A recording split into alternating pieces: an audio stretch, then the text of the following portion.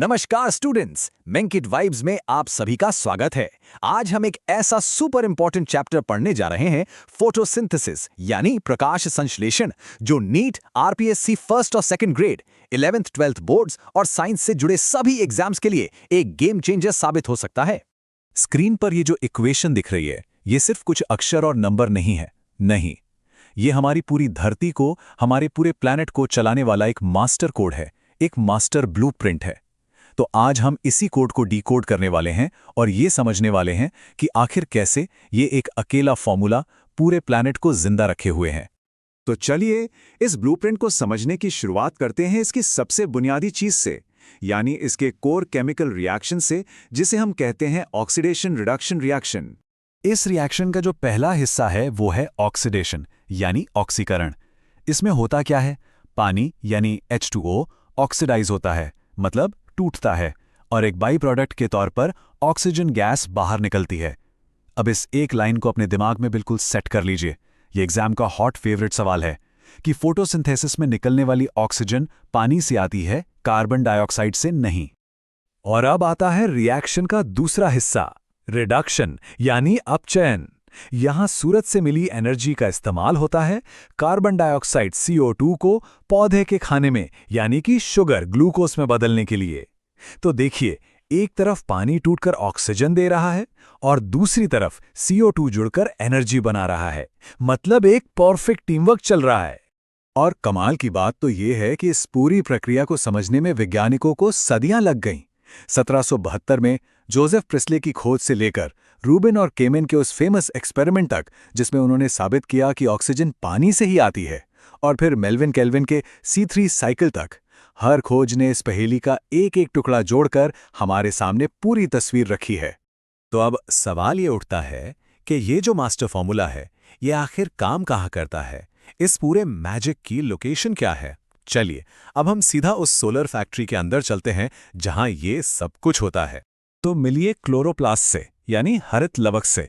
ये पौधे की पत्तियों की मेसोफिल कोशिकाओं के अंदर पाया जाने वाला एक डबल मेम्ब्रेन वाला ऑर्गेनेल है, और इसे प्रकृति का सबसे एडवांस्ड और सबसे एफिशिएंट सोलर पावर प्लांट कहना गलत नहीं होगा।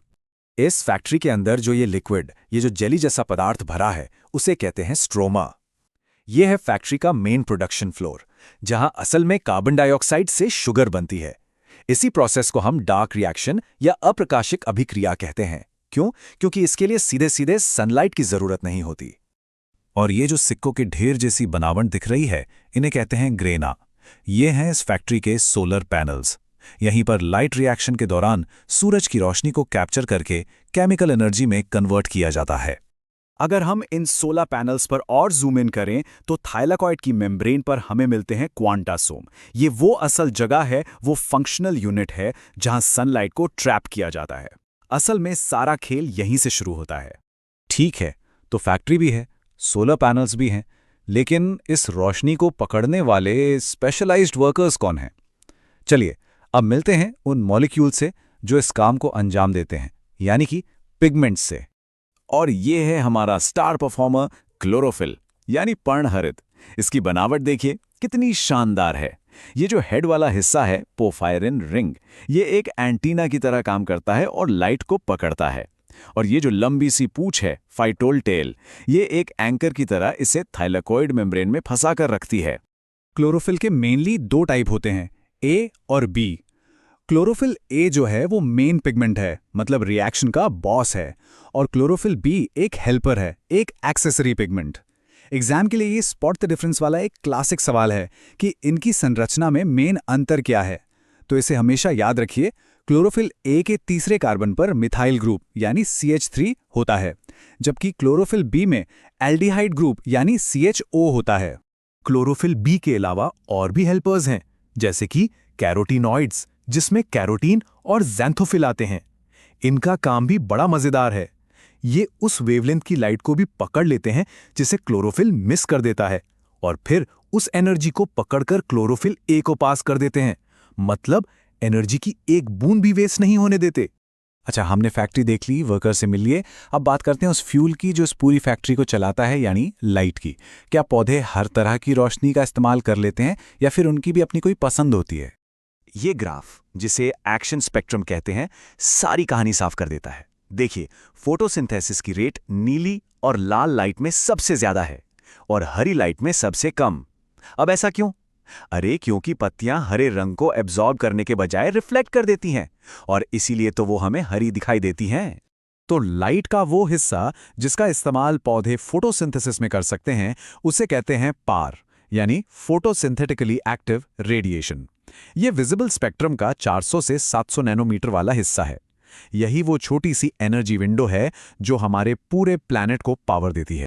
चलिए अब अपनी फैक्ट्री के सबसे एडवांस्ड डिपार्टमेंट में चलते हैं, जहां असली इंजीनियरिंग होती है। यहां हम ये समझेंगे कि लाइट एनर्जी को केमिकल एनर्जी में बदलने की एफिशिएंसी आखिर है कितनी। यहां पर फिजिक्स के नियम काम करते हैं।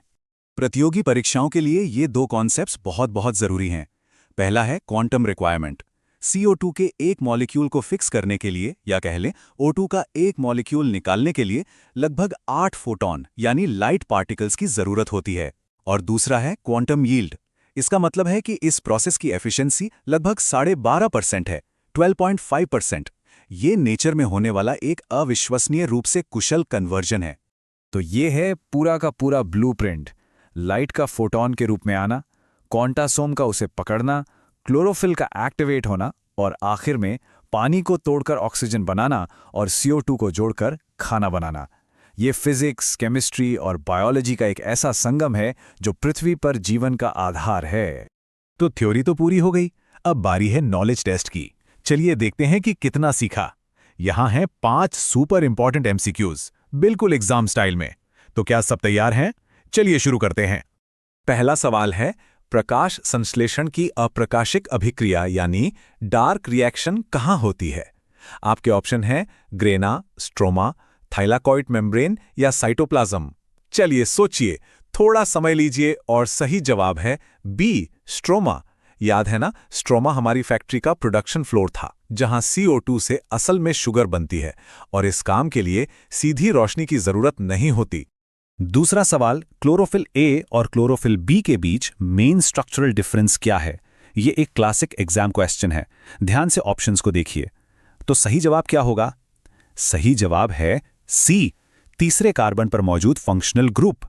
याद है ना, A में होता है CH3 ग्रुप और B में होता है CHO ग्रुप।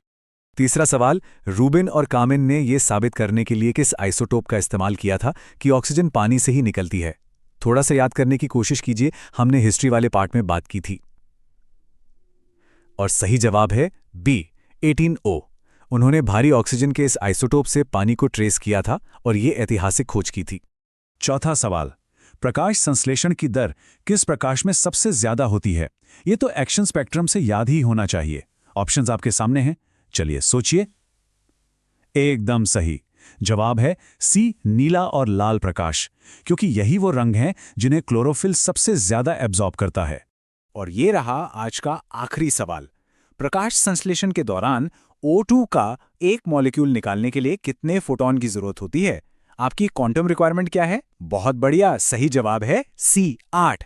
तो ये था प्रकाश संश्लेषण का पूरा रहस्य, एक ऐसी प्रक्रिया जो हर पत्ती में हर पल होती है और यही वो शक्ति है जो हमारी पूरी दुनिया को चला रही है। अगर ये विश्लेषण आपको पसंद आया तो लाइक करिए, अपने दोस्तों के साथ शेयर करिए और बेल आइकन दबा के मंकी वाइब्स चैनल को सब्सक्राइब कर लीजिए हर इंपॉर्टेंट चैप्टर पर ऐसे ही और अद्भुत विश्लेषणों के लिए।